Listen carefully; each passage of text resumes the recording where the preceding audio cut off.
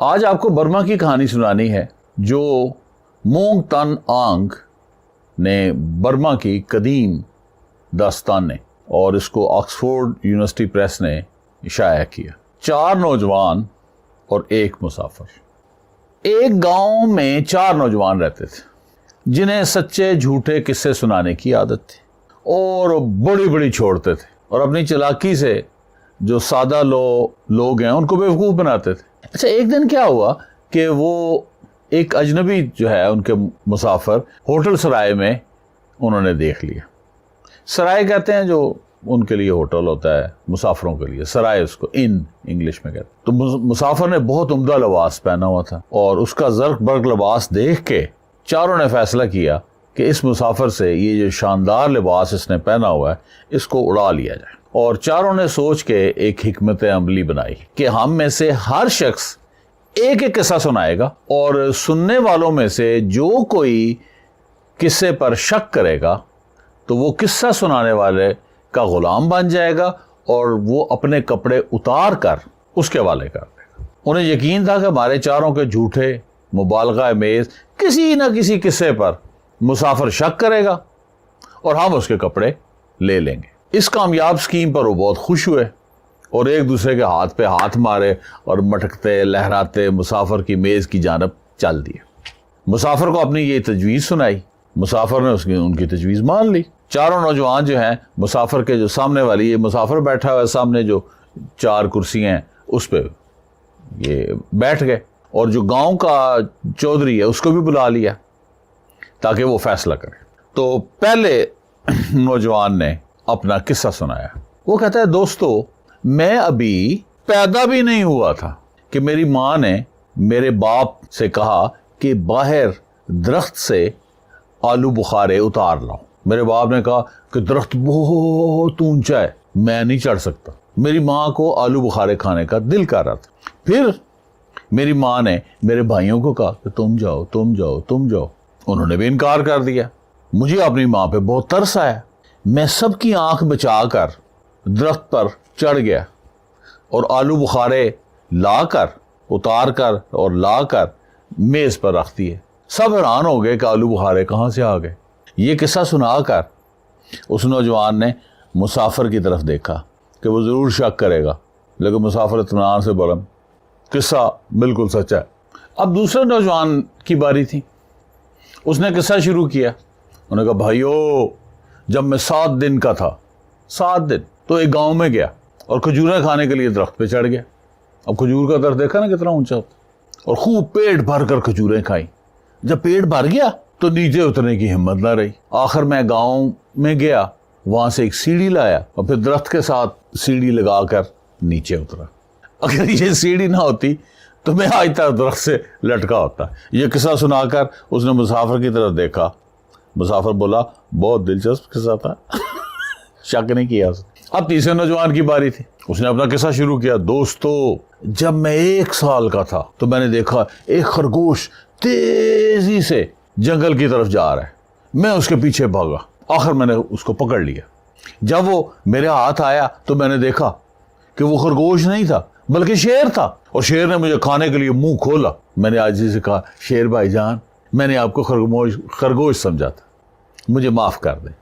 مگر وہ نہ مانا، اس پر مجھے غصہ آ گیا، میں نے ایک زوردار تھپڑ رسید کیا اور شیر کے 2 ٹکڑے ہو گئے۔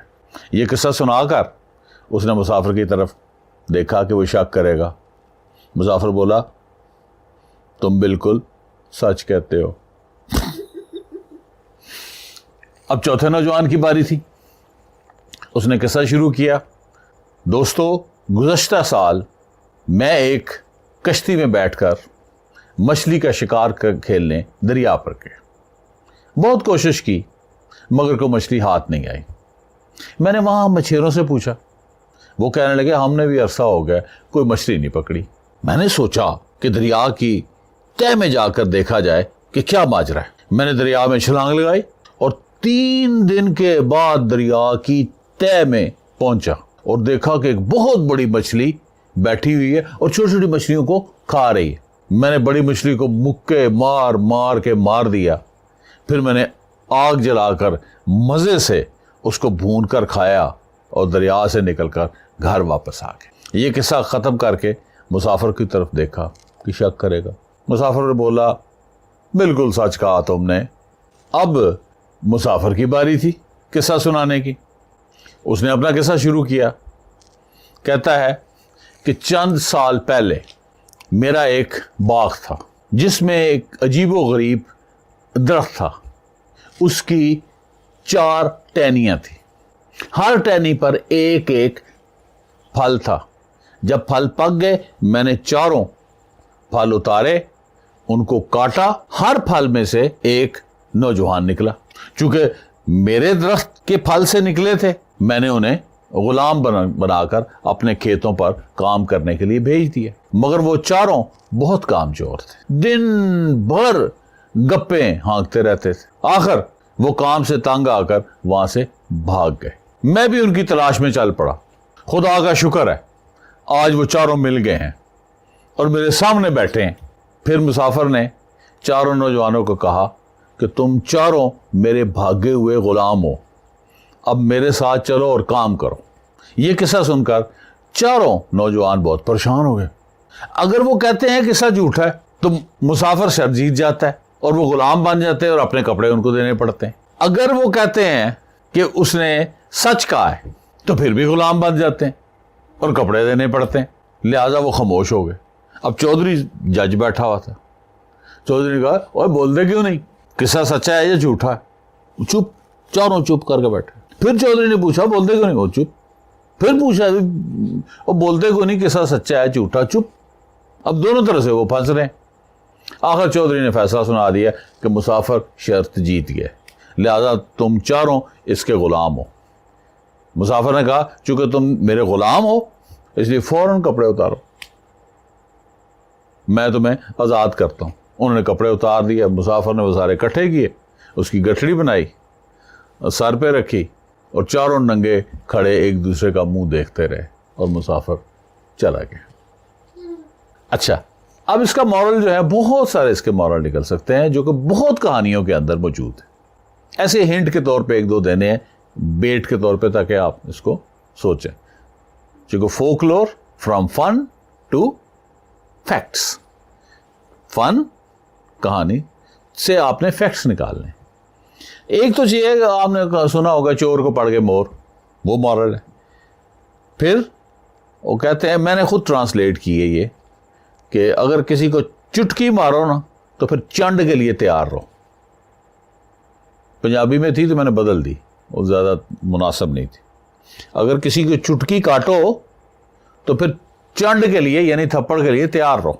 پھر وہ کہتے ہیں، اس کا مکاولی کا بڑی مشہور کوٹیشن ہے کہ it is double pleasure to deceive the deceiver, expert liar deceives himself.